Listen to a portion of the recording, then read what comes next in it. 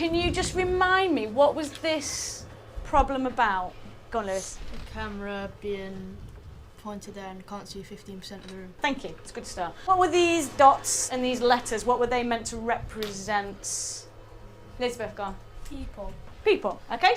What was your task? Andrew, go on. We have to try and position the camera where it would be best place to be put. Right, what I want you to do, I want you to read the comments I've put on your work, and I want you on your whiteboard to write some kind of reply or some kind of ideas of what you think in response to those questions.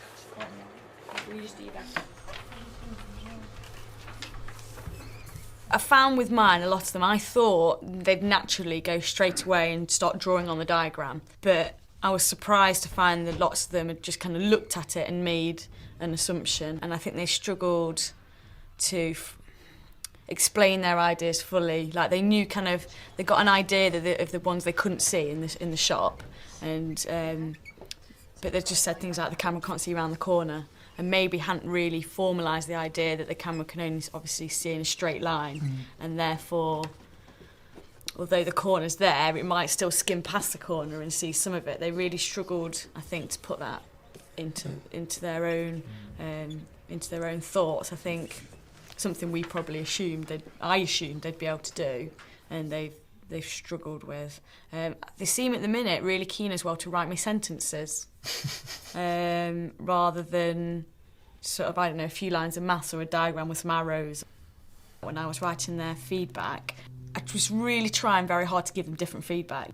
A lot of them haven't drawn diagrams, so a lot of them are saying, could you draw a diagram for this? And things like that, and I kept finding, I'm writing the same things, I want to write something different. If I was to run something like this again, what I might just do is if I look through all of their work and come up with 5 comments and put them on the board and say, I've looked through all your work, these are my 5 comments, you pick the ones which are relevant to you. Because then that gives the kid a bit of power, not power, what's the ownership. word? Ownership, that's it, ownership. Guys, thank you very much. You're still scribbling away, but that means you've got lots more ideas coming.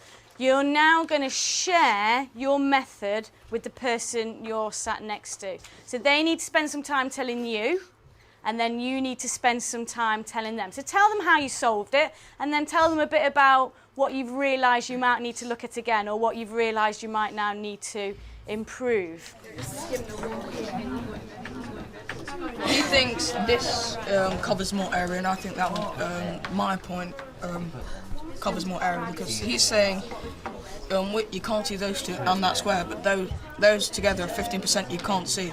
If you move it to the middle, if it's there, there's only 10% you can't see, so there's one less, so you'll be able to cover more of the shop. Okay.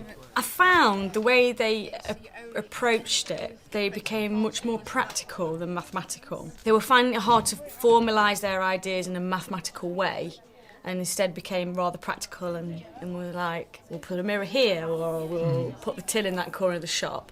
And really thinking about really good things, and one of them started thinking about, well, if we moved the wall here, then they'd be able to see everything. Some of them had used like lines of sight, but not really formalise it. And I was saying to them, can you make it more accurate? Can you draw me a diagram? Can you tell me what a percentage? And they really didn't want to do that bit. They were finding it hard. I don't know if maybe before doing that problem with them, they might have needed some percentages work or something like that, which might have just helped them. But then that's almost telling them how to do it. Yeah. So I was struggling on that one a bit, really, thinking about how I'd approach it differently and how I'd get them to come up with this sort of mathematical justifications and be more accurate in their drawings without telling them how to do it. I spend a lot of time in my lessons normally listening to what the pupils, and talk to them a lot anyway. You've got to think really carefully about what to ask them, to not just give them the answer. Exactly. I want you to argue to me and show to me that you think that's not only the best practical solution, but that's the best solution by leaving the smallest percentage you can't see. Okay. Have you got any ideas how you might prove to me you've got the best place? Yeah, diagrams. Yeah? And what are you going to put on that diagram? The area in which the camera can see. You can't see. Sounds good. Give it a go. A lot of the, I asked quite a few questions like, could you draw a diagram to check this. And that seemed to work. Like, you know, with yours, they'd missed out a bit of information and they needed to go back to the question.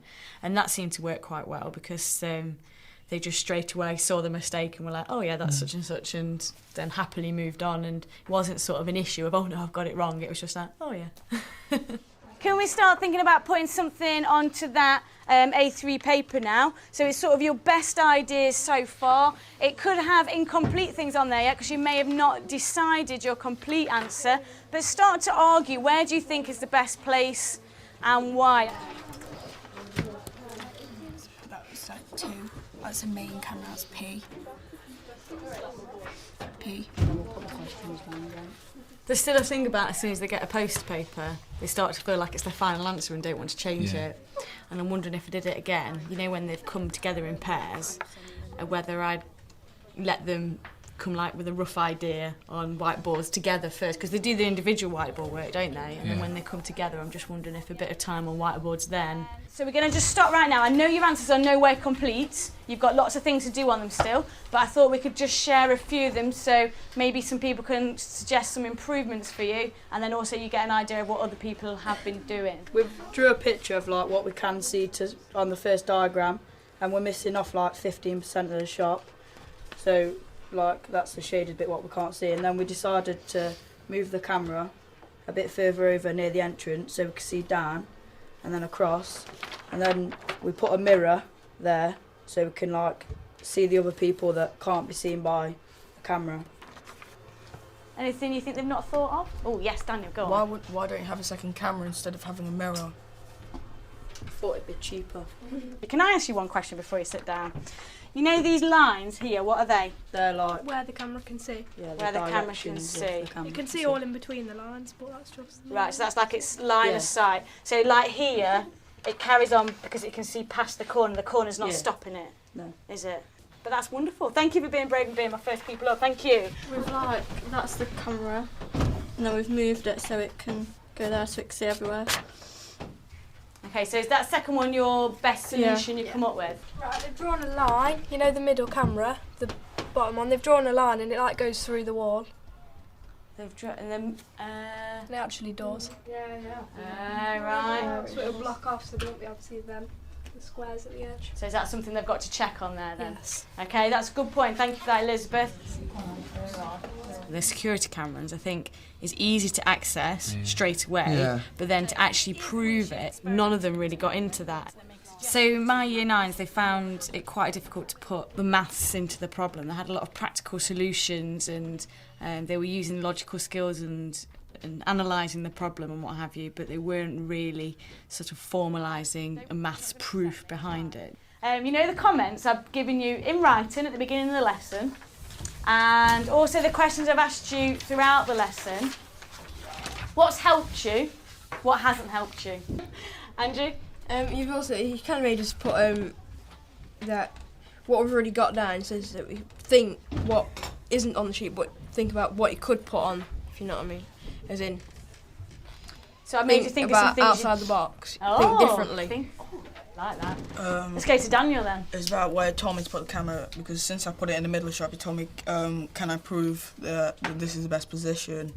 And I thought about it, and well, it did help me because I realised the best place to put it. You told me to draw the diagram again, and I did, and it helped, because like, then we could see where we could see everywhere in the camera and stuff. Fantastic. We figured it out. Fantastic, right. I'm going to take all your working. Can I have a pile of unused paper here, work there, and then whiteboards and pens and stuff where they go normally?